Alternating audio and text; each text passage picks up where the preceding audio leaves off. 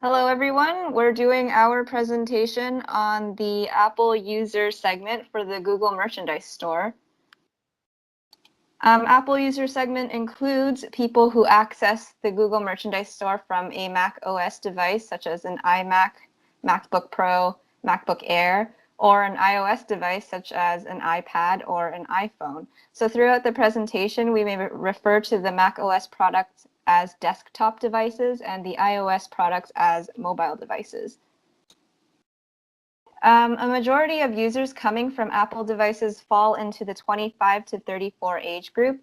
This isn't necessarily weird, as the age distribution mirrors the overall age distribution for users for the Google Merchandise Store. And from these graphs, it appears that Apple users in the older age groups are more likely to be accessing the Google Merchandise Store from a mobile device than a desktop or a laptop.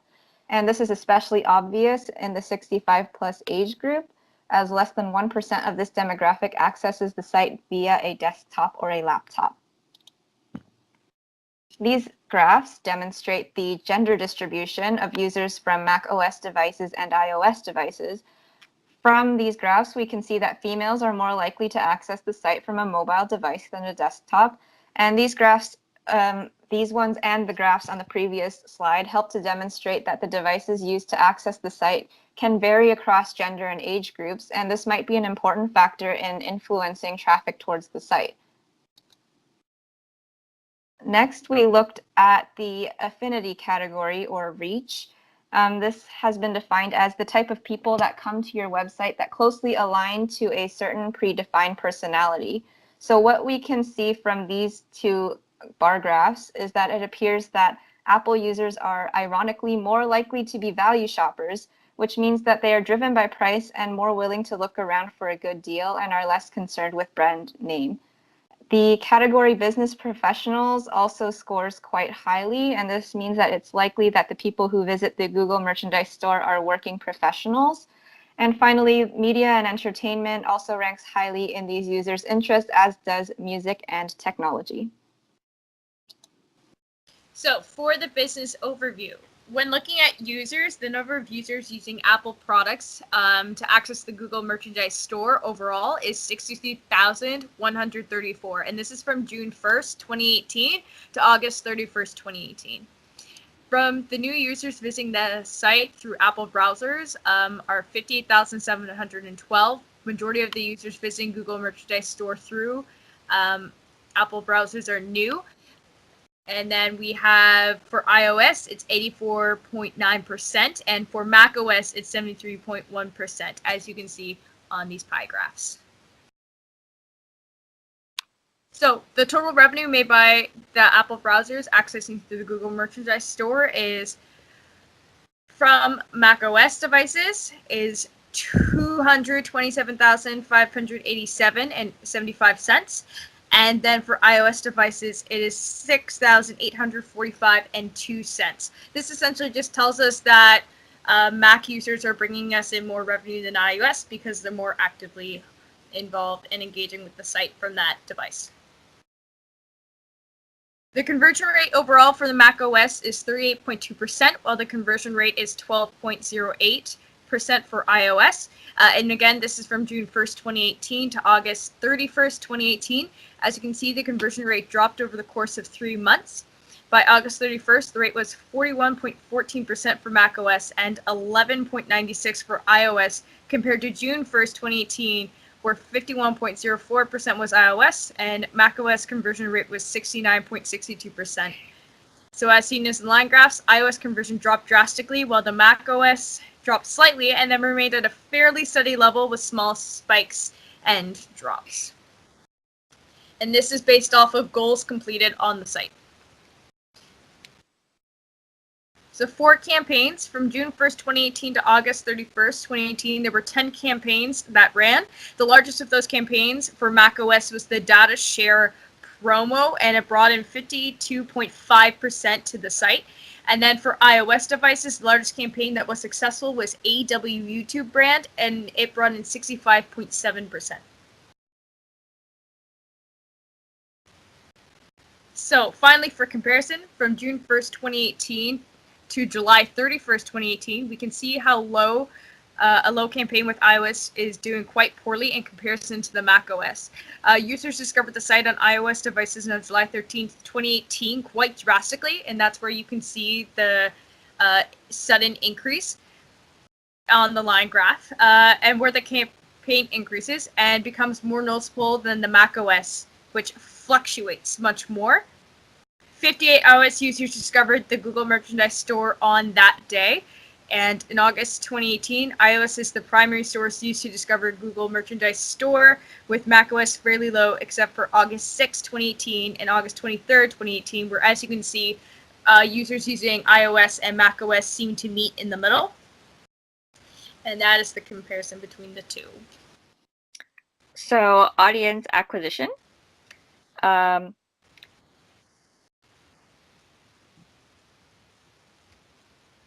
So the first thing that we see on the audience acquisition page is the overview, in which that shows us the channels that how visitors access the site, as shown by the pie chart over on the left. It also shows us how many sessions there were by each visitor, section in the middle. And lastly, it also shows us how many conversions were made by each user, which is what you see on the right. So first, let's take a look at channels, in which Google Analytics groups as several traffic sources into one medium. As a refresher, a source is the origin of how the user got to the Google Merchandise Store, and a medium is a general category on how they got to the Google Merchandise Store. So looking at the data that they provided us, most users access the store through organic search, like a search engine.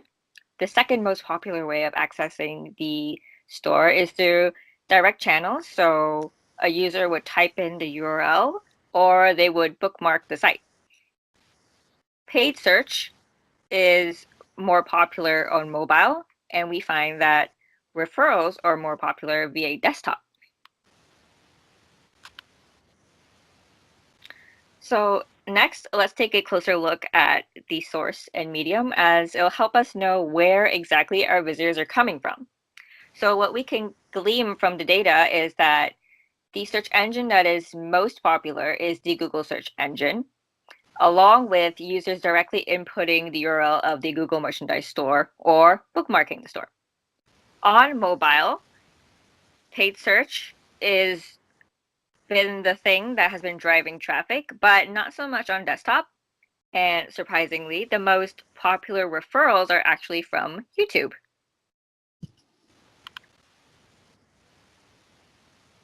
So now that we know how our visitors got to the store, we can actually take a look at what pages that they first arrive on. Improving these pages will help make sure that they'll actually keep browsing the site and actually make a purchase.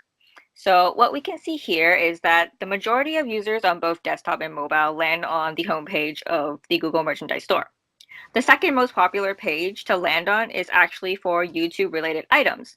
So for Mac OS users, about 7.4% of users land on that page. Whereas in comparison, for iOS users, 21.2% actually access this page.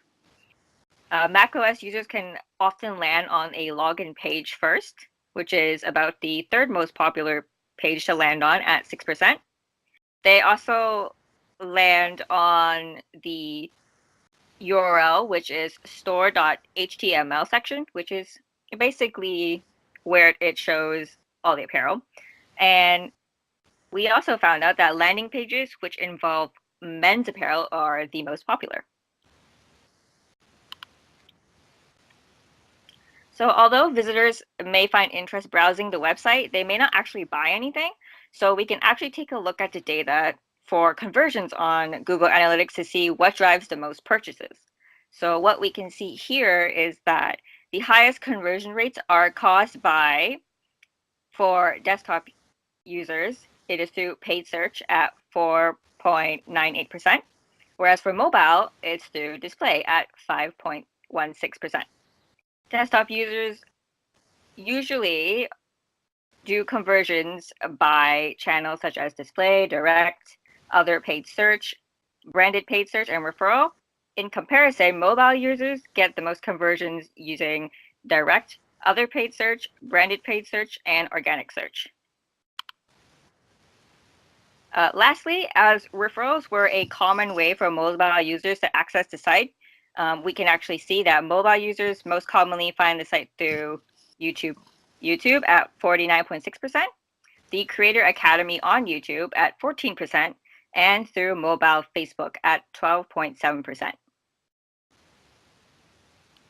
So next we're going to look at the on-site behavior, which is how a user behaves when they arrive on the site. First, we're going to look at behavior flow, which is sort of the path that a user takes as they're browsing the site. As mentioned before, most people land on the home page on both devices, and mobile users are more likely to leave after the landing page than desktop users. As you can see here, they have a higher drop rate across most of their landing pages than desktop users.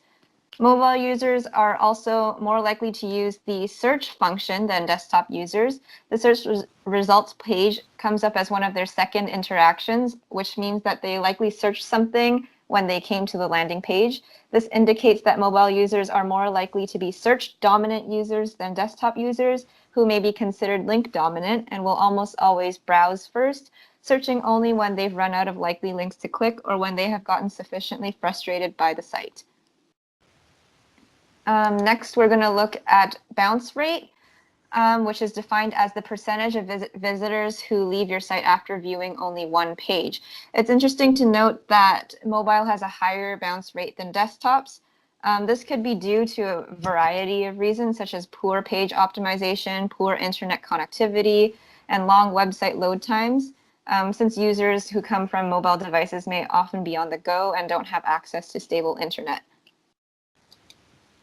Next, we're going to look at exit pages. The top 3 exit pages on desktop devices are the home page, the basket page, and a link to the Nest Hello Doorbell product.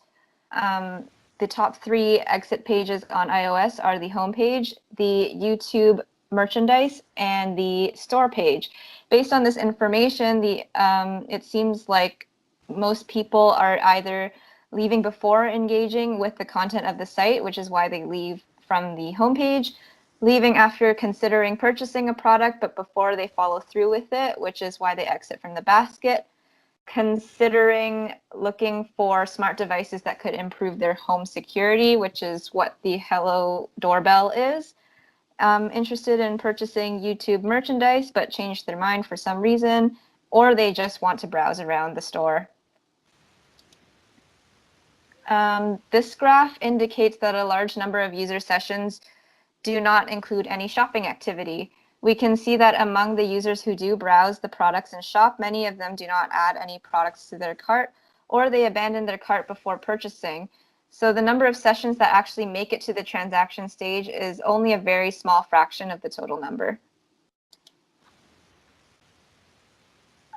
And finally, the top 3 most popular products for each platform based on unique purchases or the total number of times a specific product was part of a transaction are as follows.